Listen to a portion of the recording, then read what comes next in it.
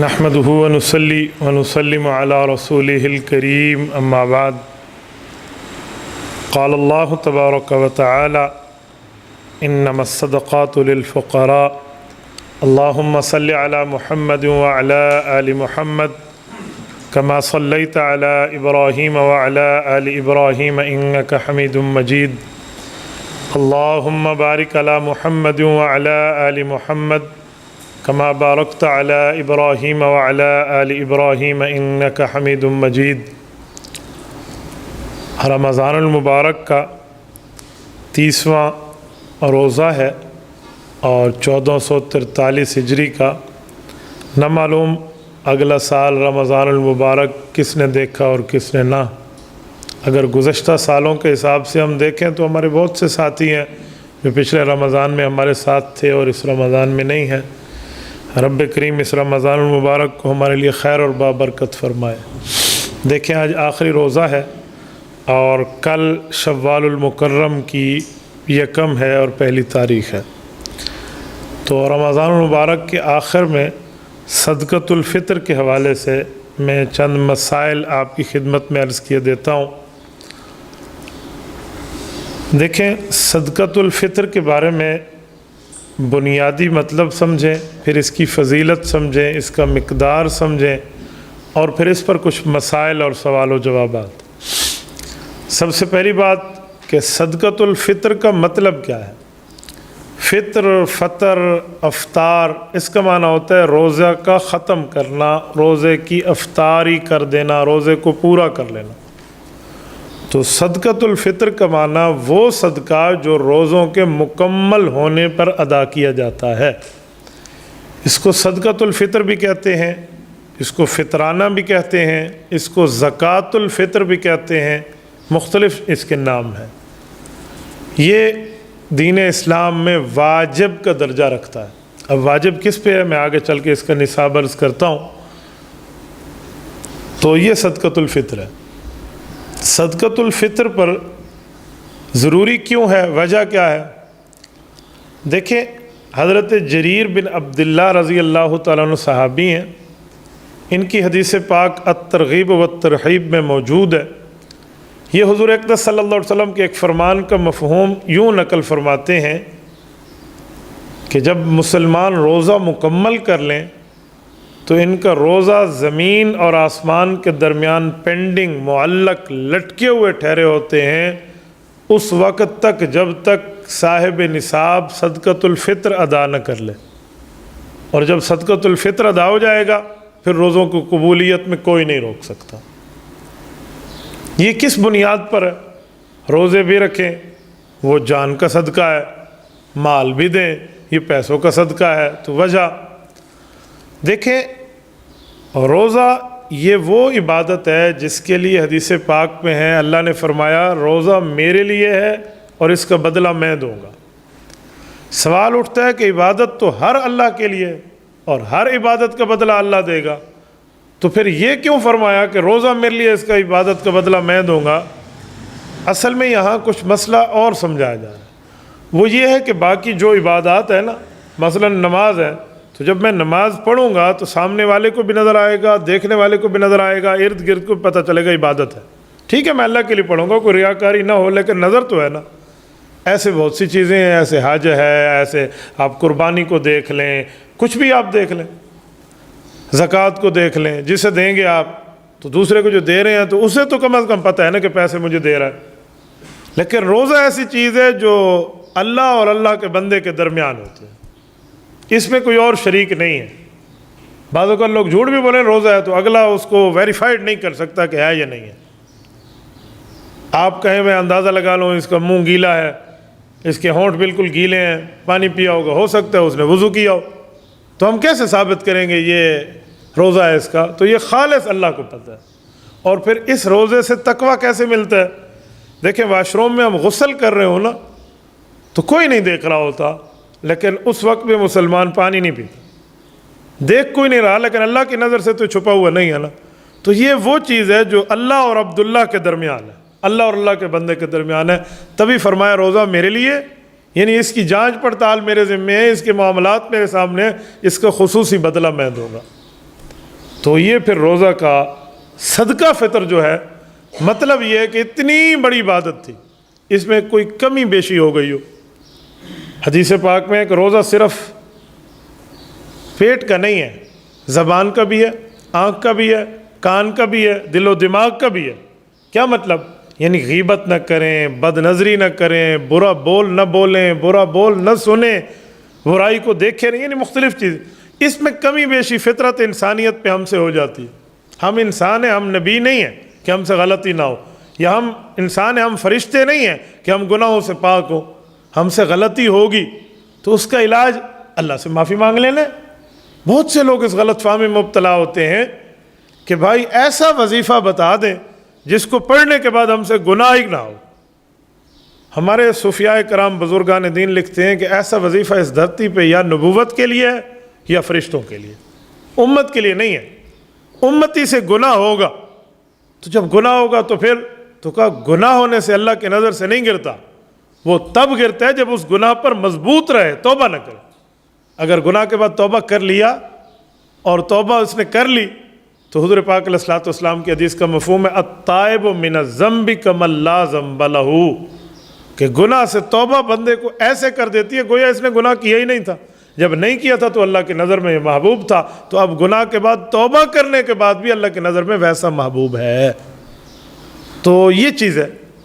اب اللہ رب العزت کے اتنے بڑے اچھے کام کے معاملات میں ہم سے کوئی کمی کوتاہی تو ہو گئی ہوگی، تو صدقہ فطر اس کمی کوتاہی کو پورا کر دیتا ہے۔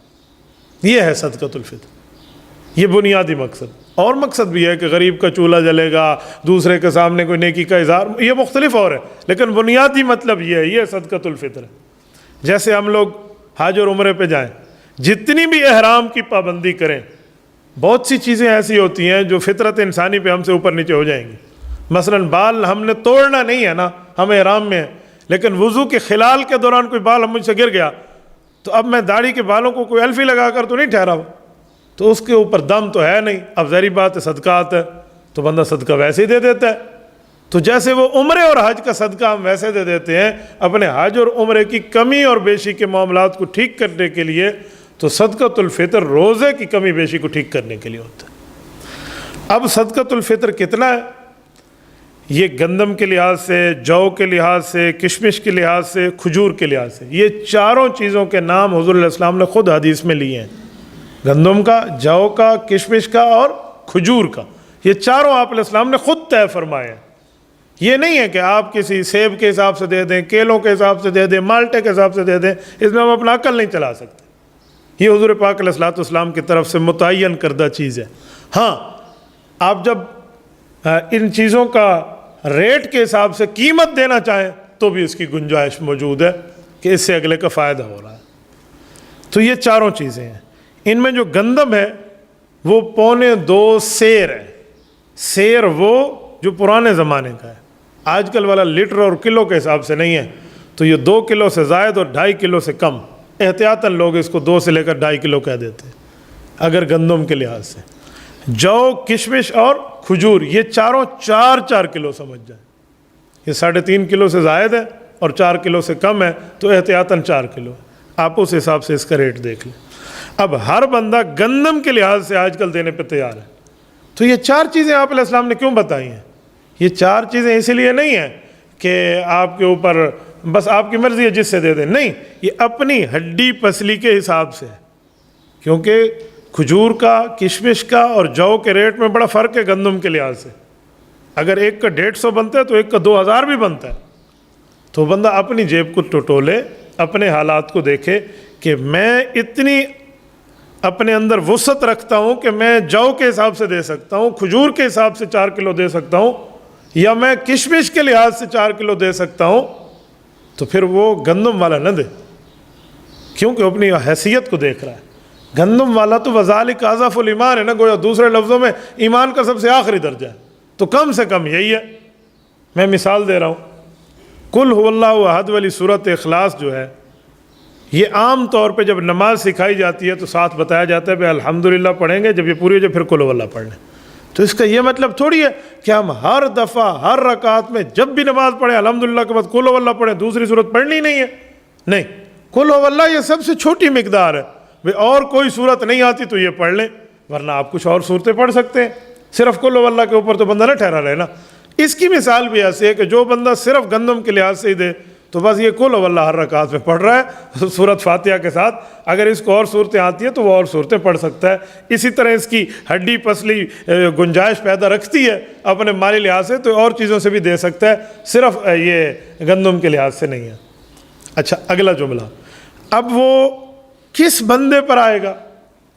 یہ غلط فہمی بنیادی ہے عوام میں، وہ سمجھتے ہیں ہر روزہ دار پر آئے گا، ایسی بات نہیں ہے، ہر صاحب نصاب پر آئے گا۔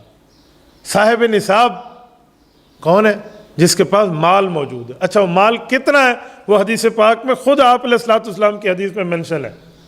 حضور علیہ الصلوۃ والسلام کے دور میں سونے کو کہتے تھے دینار، سونا دینار کی شکل میں ہوتا تھا پیسوں میں، اور چاندی کو کہا جاتا تھا درہم، یعنی درہم اس وقت چاندی کے ہوتے تھے۔ اس کے علاوہ بھی سونا چاندی تھے، فضہ اور جو ہے کیا کہتے ہیں یہ سونے کا ذہب، یہ اور بھی چیزیں، لیکن دینار سونے کا تھا اور درہم چاندی کا تھا۔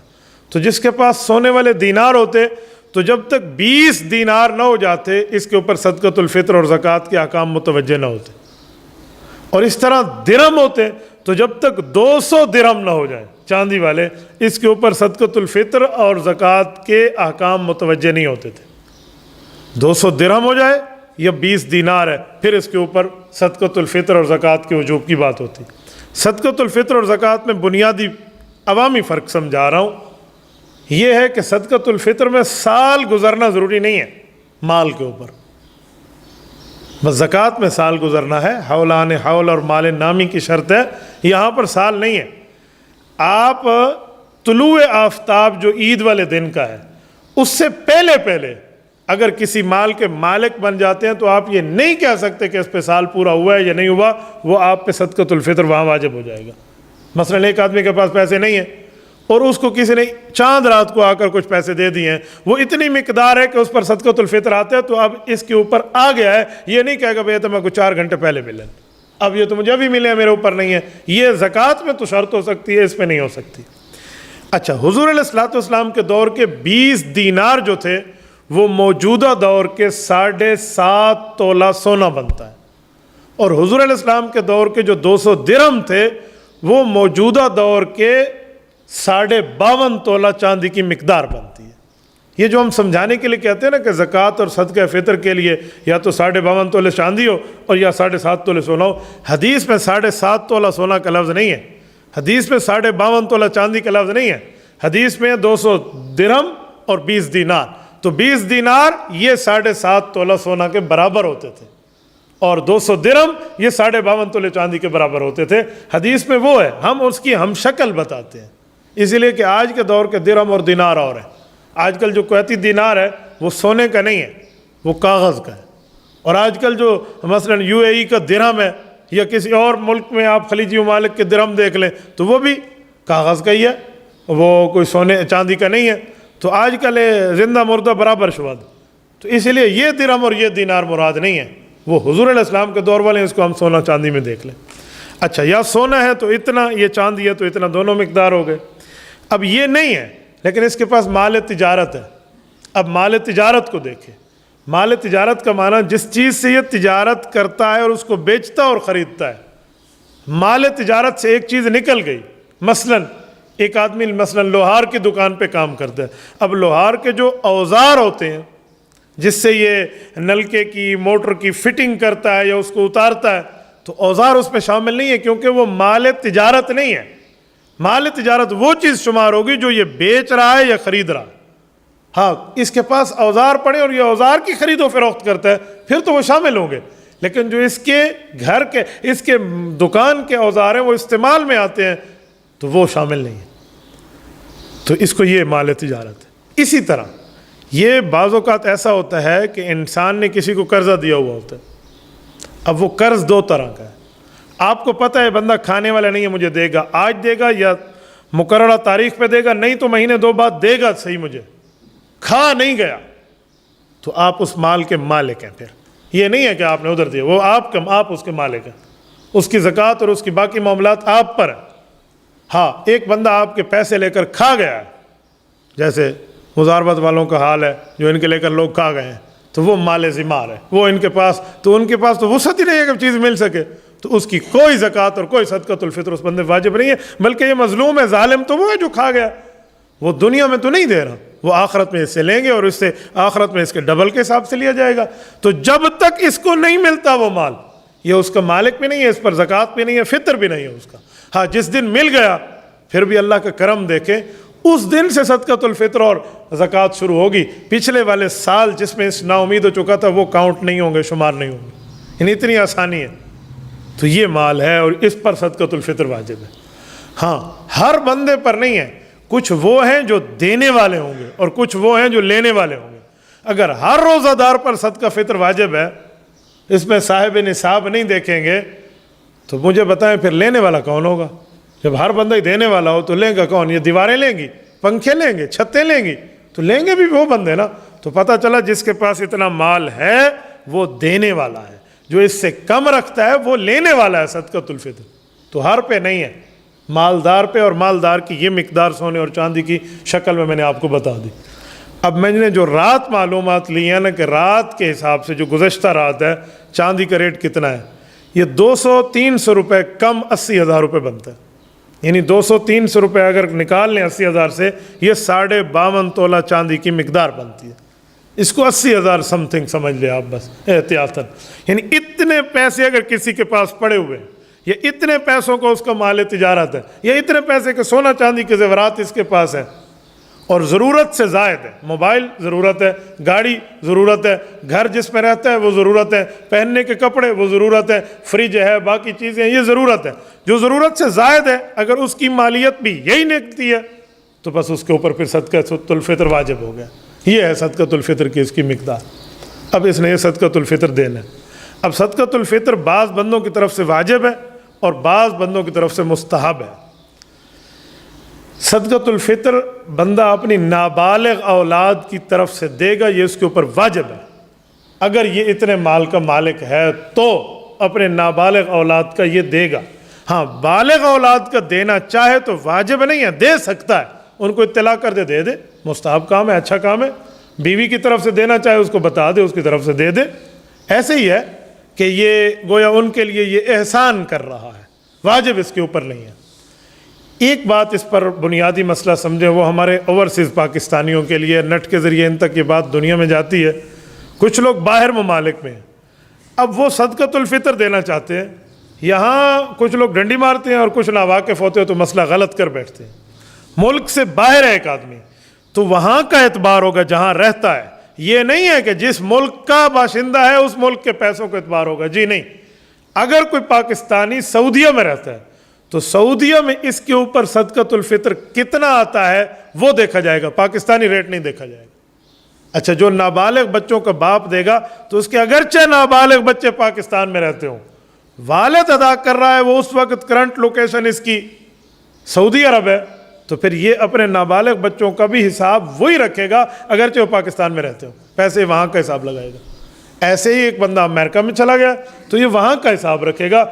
اگر میں مثلا باہر ملک رہتا ہوں، آؤٹ آف کنٹری ہوں، اور میں کسی بھائی کا دینا چاہ رہا ہوں تو اس کا یہ نہیں ہے پاکستان کے حساب سے، میں یہاں کے حساب سے دوں گا جس جگہ میں موجود ہوں اور میری کرنٹ لوکیشن جہاں کی ہے، تو اس حساب سے آپ دے دیں۔ تو اس طرح بندہ صدقۃ الفطر دیتا ہے۔ اب صدقۃ الفطر کا وقت کیا ہے، یہ واجب ہوتا کب سے ہے اور کب سے پہلے دینا چاہیے، یہ بھی تحدید اور لمیٹیشن رسالت امام علیہ الصلوۃ والسلام کی طرف سے موجود ہے۔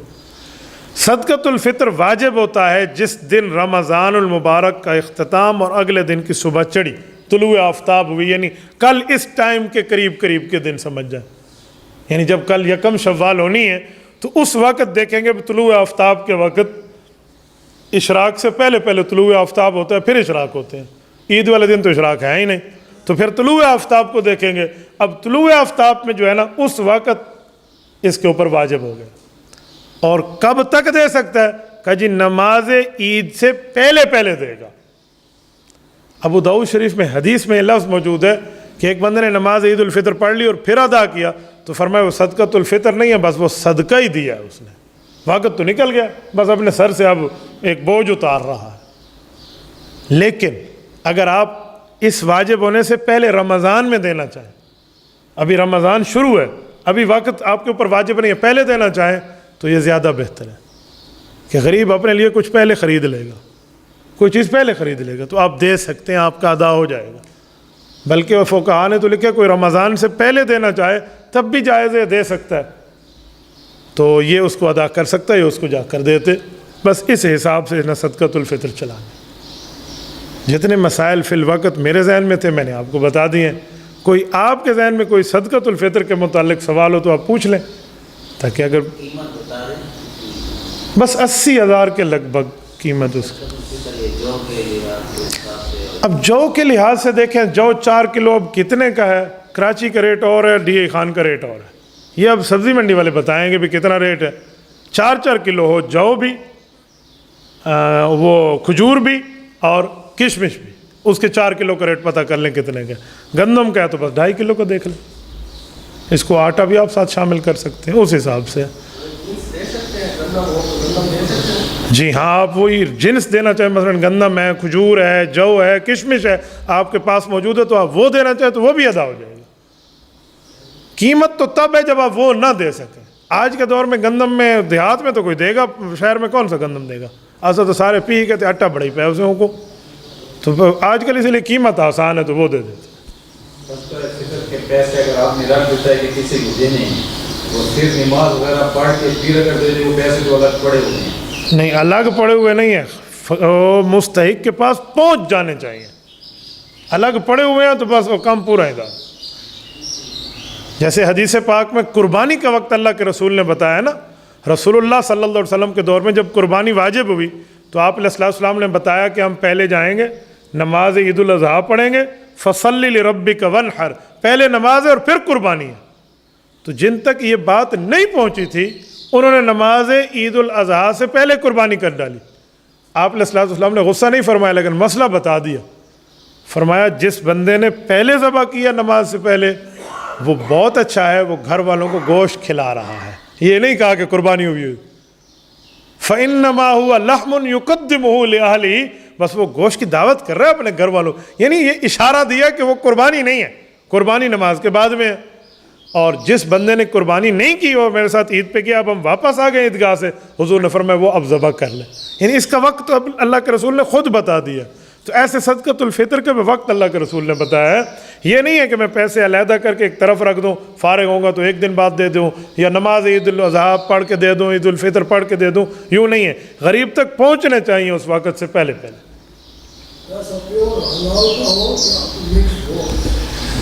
زبردست، بہت اچھی بات ہے۔ ہاں یقین مانے اگر کسی کا پیسہ مکس ہے، صحیح بات ہے، حلال بھی ہے اور حرام بھی ہے، یہ دونوں مکس ہے، تو وہ حلال سے کرے، حرام سے نہ کرے۔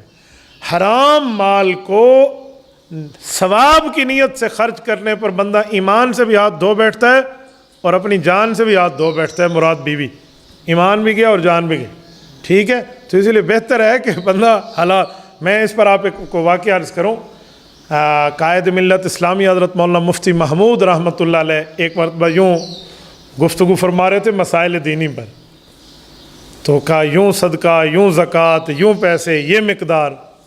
کسی نے یوں کہہ دیا کہ حضرت حرام مال میں اندر زکوٰۃ کتنی ہے، حلال مال کی زکوٰۃ آپ نے بتائی۔ تو مفتی محمود رحمۃ اللہ علیہ کے جواب بڑے حکیمانہ ہوتے تھے۔ ہم نے تو زیارت نہیں کی، جن حضرات نے کیا وہ جانتے ہیں، ہم نے تو مصحف کو کتابوں میں پڑھا ہے رحمہ اللہ۔ وہ اس انداز میں جواب دیتے تھے کہ وہ جواب بھی ہو جاتا ہے اور اگلے کے دماغ میں بھی آ جاتا ہے کہ پوچھا کیا جا رہا ہے۔ مصحف نے کہا بھائی یہ جو 2.5% ہے نا، 40واں حصہ ہے، یہ تو ہے حلال مال کی زکوٰۃ، حرام مال کی اس سے الگ ہے۔ اس نے کہا حرام مال کی زکوٰۃ کیا ہے؟ کہا جتنا حرام مال پڑا سارے کا سارا کسی غریب کو دے دو، ثواب کی نیت نہ کرو اس میں، یعنی بتایا کہ اس کی زکوٰۃ کوئی نہیں، آپ نے ویسے ہی دینا ہے۔ تو اسی لیے حلال مال کی دے، حرام مال سے نہ حج ہوتا ہے، نہ عمرہ ہوتا ہے، نہ صدقۃ الفطر ہوتا ہے، نہ زکوٰۃ ہوتی ہے۔ اگر کوئی مریض مرض کی وجہ سے روزہ نہ رکھ سکے اس کا کیا ذکر؟ یہی مسئلہ میں ذہن میں رکھ کے آیا تھا، مجھے بھول گیا، آپ نے اچھا کیا پوچھ کے، جزاکم اللہ۔ بھائی پوچھ رہے ہیں ایک بندہ مریض ہے، وہ فدیہ دیتا ہے، یعنی ہر روزے کے وہ پیسے دے رہا ہے، تو یہ بندہ آپ صدقۃ الفطر کی کیا ترتیب ہے؟ تو پھر یہ ذہن میں رکھیں وہ روزے رکھے یا نہ رکھے تو وہ صدقۃ الفطر دے گا، چاہے فدیہ دیا اس کے ساتھ دے گا۔ فدیہ تو ہے ڈیلی کا، صدقۃ الفطر پورے مہینے کا ایک ہی ہے نا. تو مثلاً اگر گندم کے لحاظ سے اگر ہم 150 روپے لے لیں، پاکستانی 2022 کے وقت کا حساب لے لیں، تو جو 150 روپے روزانہ کے دے گا اس میں ایک 150 روپے مہینے میں اضافی کر لے گا کہ وہ اس کے فطرانہ ہے. کیوں؟ اب یہ جو فطرانہ یہ کیوں دے گا؟ اس نے روزے تو نہیں رکھے. تو بھائی جو فدیہ دیا ہے وہ فدیہ روزے رکھنے کے برابر ہے نا، تو اس لیے اس پر بھی فطرانہ ہے کہ اگرچہ فدیہ دے رہا ہے پھر بھی یہ فطرانہ دے گا، چاہے وہ مریض ہے، چاہے وہ بیمار ہے، چاہے وہ شیخ فانی ہے. ایک بچہ اگر پیدا ہو نماز سے پہلے تو اس کا بھی دینا پڑے گا. نماز سے مراد یہ نماز سے پہلے اگر بچہ پیدا ہو جاتا ہے، طلوع آفتاب کے وقت سے پہلے پیدا ہو گیا وہ تو شامل ہے، طلوع آفتاب کے بعد والا شامل نہیں ہے. یعنی یکم شوال کی طلوع آفتاب سے پہلے پہلے کسی بندے کی بچہ پیدا ہو جاتا ہے تو اس کا تو واجب ہو گیا، کیونکہ ٹائم پر آ گیا. وہ ٹائم کے بعد ہے، کیونکہ اب تو وجوب ہو چکا ہے نا. وجوب ہونے کے بعد، دن چڑھنے کے بعد کوئی بچہ پیدا ہوا ہے تو تھوڑا ذرا صبر کر کے تو ٹل گیا ہے تو پھر وہ نہیں ہوگا. الحمدللہ رب العالمین والعاقبۃ للمتقین والصلاة والسلام علی سید الرسل وخاتم النبیین. ربنا ظلمنا انفسنا وان لم تغفر لنا وترحمنا لنکونن من الخاسرین. ربنا آتنا فی الدنیا حسنہ وفی الآخرۃ حسنۃ وقنا عذاب النار وادخلنا الجنۃ مع الابرار. یا عزیز و یا غفار یا ارحم الراحمین. اے اللہ رمضان المبارک کے ہمارے روزوں کو قبول فرما. اے اللہ ہمارے صدقات الفطر کو قبول فرما. اے میرے مولا اس میں کوئی کمی بیشی ہوگی اس کو پورا فرما دے، زیادتی ہوگی اس کو معاف فرما دے. اے اللہ ہمیں رمضان المبارک کی خیر اور برکات عطا فرما. حضور پاک صلی اللہ علیہ وسلم نے جو خیریں مانگی عطا فرما، جن شرور فتن فساد سے پناہ مانگی پناہ عطا فرما. اے اللہ رمضان کے آخر میں شیطان کو دوبارہ قید سے رہائی ملتی ہے، اے اللہ اس کے غصے سے ہمیں محفوظ فرما، اس کے فتنے سے ہمیں محفوظ فرما، اس کی تکلیف اور آزمائش سے ہمیں محفوظ فرما. ہمیں شیطان پر طاقت روحانی عطا فرما. صلی اللہ تعالی علی خیر خلقہ محمد وعلی آلہ واصحابہ اجمعین برحمتک یا ارحم الراحمین.